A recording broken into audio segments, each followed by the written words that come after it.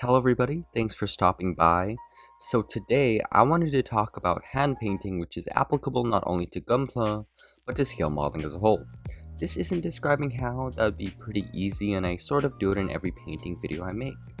Instead, we'll be talking about why, which definitely takes a bit more thought.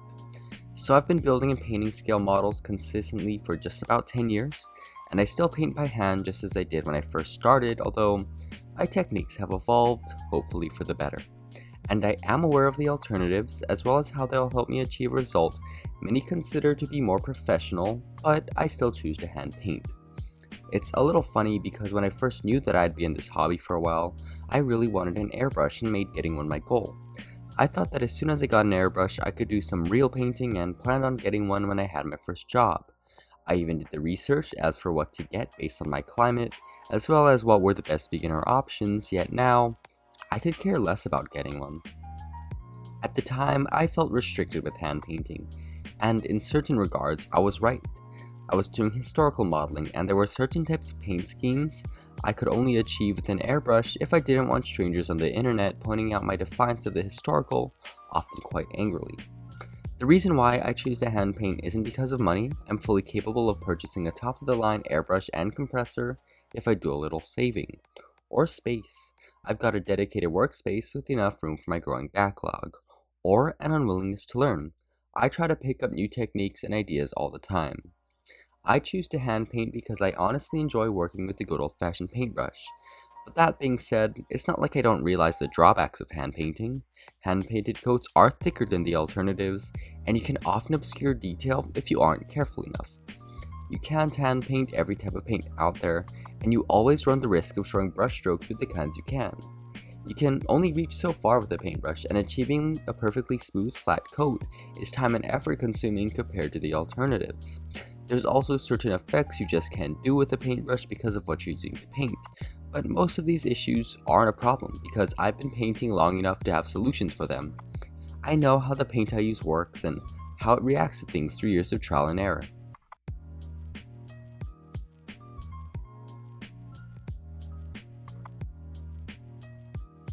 I love color. I love how I can choose whatever colors I want when I paint my Gunpla, something that can't be said for when I was doing historical modeling. One of my favorite things about hand painting is that I can go straight to laying down color as soon as my primer or any undercoats are dry. There's no waiting involved, especially when it comes to the weather, and it helps me figure out how the final project looks very quickly, which I find pretty fulfilling. Part of this is that I can correct my mistakes just as fast as I can start painting. With hand painting, you can start off very small in relation to the whole model, for example, on a single panel. When I choose a color palette for a kit, it generally goes well, the main change being simplification. Seeing how colors work together based on how they look in the bottles is one thing, but seeing how they actually look on your model is another. With hand painting, I can come to conclusions quickly, and because I can start off small if I'm a little unsure, I don't have to repaint a whole lot. Like a lot of people, I paint in acrylic, so the drying time is greatly reduced. And because I've been painting for a little while, I can knock out a base coat pretty quickly. For something small, like a high-grade Gunpla kit, I've gone from primed to painted in less than 24 hours. This allows me to finish projects in as little as 4 days, which means that I can start new ones and allow my hyperactive mind's numerous ideas to become a reality. It also makes me feel less bad about having a backlog since I'm actually finishing the models I buy.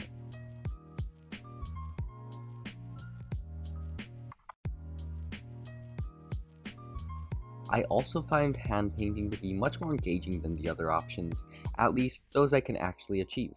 In this case, I want to compare to two things, top-coated builds and rattle cans. Now, this isn't me saying that hand painting is objectively better than the two options. They actually do have some advantages over hand painting, but it's just what I prefer.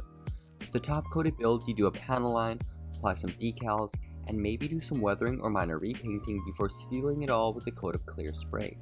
There may be some differences from builder to builder and project to project, but one thing remains the same. The color the kit comes molded in is the color it will end up as, just with a different finish.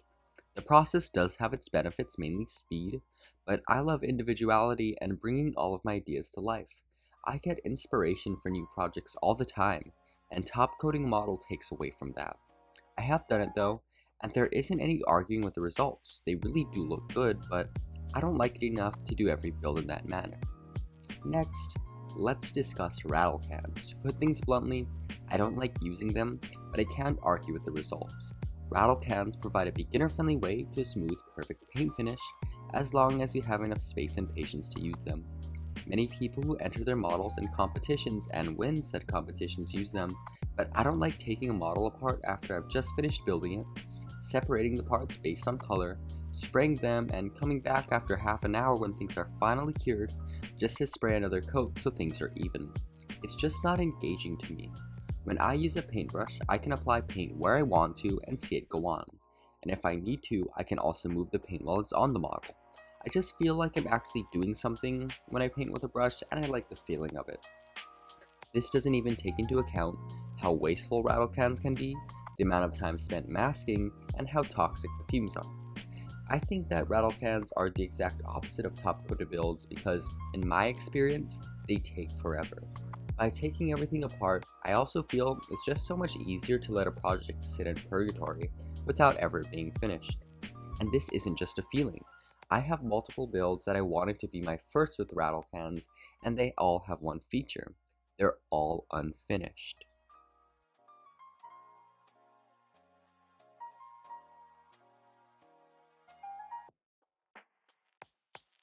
One of my favorite parts about hand painting is how imperfect it is, which is a statement that probably goes against a lot of ideas surrounding mainstream Gunpla techniques, at least those in the West. And I know this will make a lot of very accomplished builders out there a bit angry, but to be honest, I find clean builds boring. At least, those kinds of clean builds where everything is so smooth and flat, it looks just like plastic. Even more so when the kit is painted in its original colors. I'm reminded of an online Gunpla competition where the first place entry had this look and didn't look that much different from the same kit with nothing but a top coat and a panel line. There wasn't anything interesting like a gradient, and there was very little, if any, color separation. To me, it had no personality. I then saw all of the builds that were disqualified because they had a section for that, and the number one disqualifier was that their paint had texture. I had actually planned on entering this competition, but I decided against it since I knew my build would be one of the disqualified ones, even though something like texture would be a conscious decision. It was actually good that I didn't enter since I got a little heated reading the results. To make things worse, the competition was put on by a social media account that said it represented diverse modelers, yet all of their builders pursued this look. Because the thing is, I enjoy texture. The right kind of texture, whether visual or physical, breaks up an otherwise monotonous finish and adds interest. On that note, I openly embrace imperfection. It makes a model feel real to me since nothing in life is really perfect. Any kind of machinery will lose the factory fresh look, even if it is maintained regularly. My approach to Gunpla is to show mobile suits as they would be used, and keeping things looking perfect goes against that idea. Imperfection also adds the human element, because if the average person had to paint something as large as a mobile suit, the result wouldn't be perfect. I think this mentality of embracing imperfection is a good one to have. This of course doesn't mean to keep your painting sloppy, we should always try to improve ourselves, but being unafraid to make a mistake and roll with it is perhaps more important than trying to achieve perfection itself.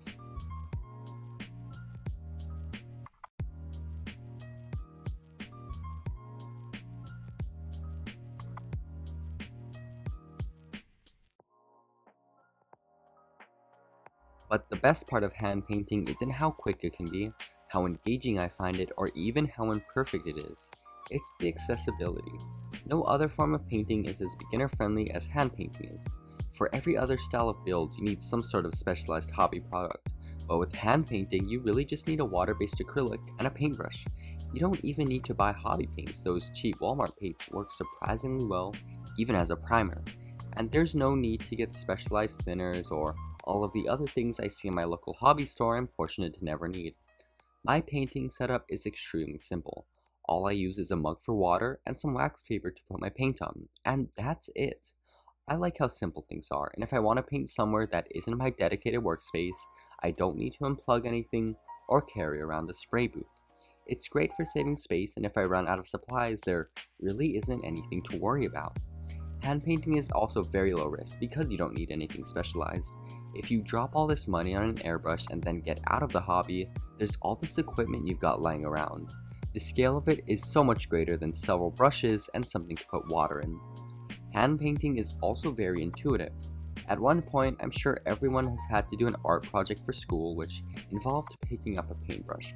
I can't say the same for an airbrush or even a rattle can. I was watching some videos on working with oil paints, topics like plein air painting and landscapes, and I heard the phrase that painting is just drawing with a brush. And while painting landscapes and painting models are slightly different, I think that's a fantastic way of viewing things. And because we, in the scale modeling world, already have a subject to paint instead of a blank canvas, hand painting is essentially coloring with a paintbrush. That's all there is to it. All it takes is the confidence to start and the willingness to improve.